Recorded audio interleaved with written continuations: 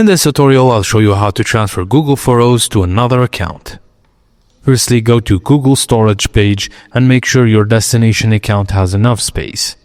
Copied photos don't take up space immediately, but they will start counting if you delete them from the source account. Now log in to the source account, go to Google Photos, Settings and Partner Sharing. Select all photos, then click Next.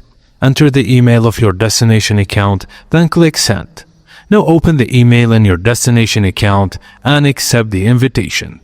Click Not Now when asked to share photos back. In the destination account, go to Google Photos and click Sharing in the folder. Click on the source's account name and click the three-dot menu, then go to Settings, then Partner Sharing. Then click Save to your account and select Save all photos. Now open each album in the source account, click Share, then Create Link. Open the link in your destination account, select all photos, then click on the plus icon, then New Album. Then name the new album and save it. And that's it, guys. Thank you for watching, and please don't forget to like and subscribe for more.